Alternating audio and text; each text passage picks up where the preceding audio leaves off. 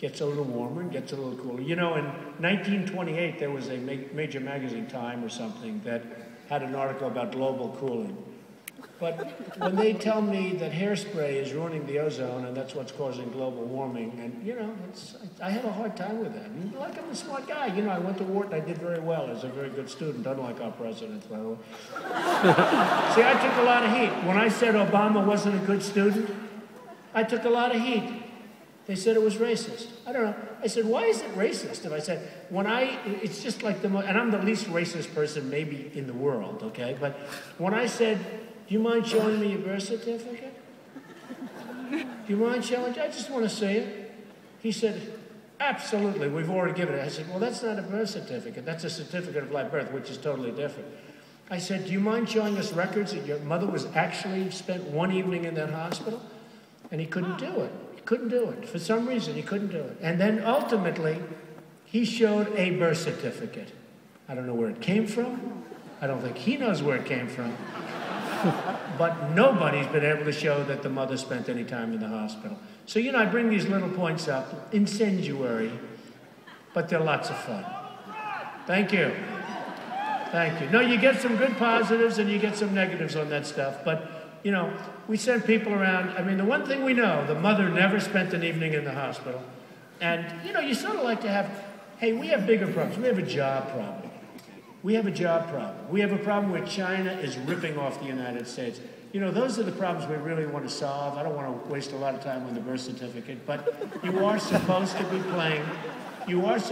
playing by the rules. Okay, so let's play by the rules.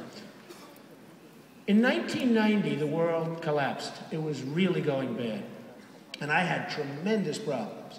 And a lot of people say that they respect me more because I had problems. If I didn't have that big problem, and I actually do draw a lot of people. Believe me, your other speakers did not draw these people. Just trust me, folks, okay? And they did a very dirty trick, but I respect it.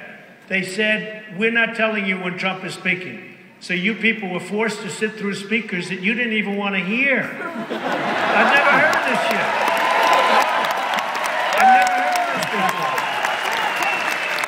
And I'll tell you what I told Michael, and they're great guys. I'll tell you what I told Michael and everybody. I said, Michael, I don't like it personally, because it's not good for me, because some of these people are going to give up. Although based on the fact that every seat is taken, they haven't given up. But some of these people are going to give up. But it's sort of genius. Because you get some lousy speakers, and you get Trump. You put them all together. And then you say, when is Mr. Trump speaking? We don't give out that information. We paid all this money. We don't give it out.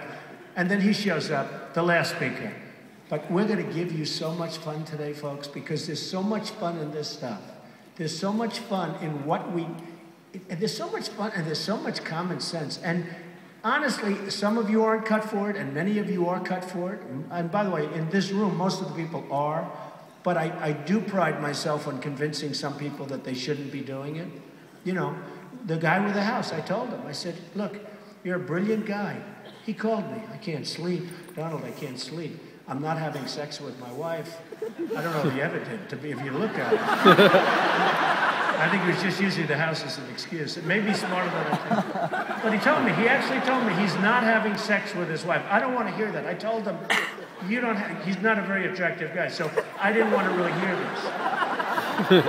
So he goes like, and it's an amazing thing. He just back and forth.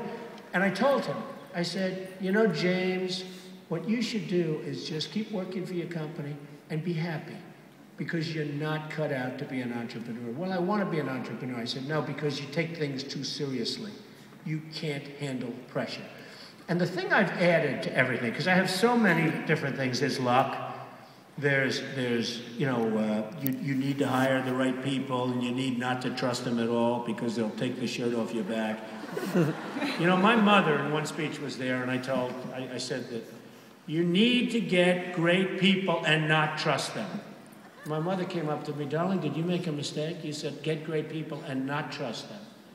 Was that a mistake? I said, no.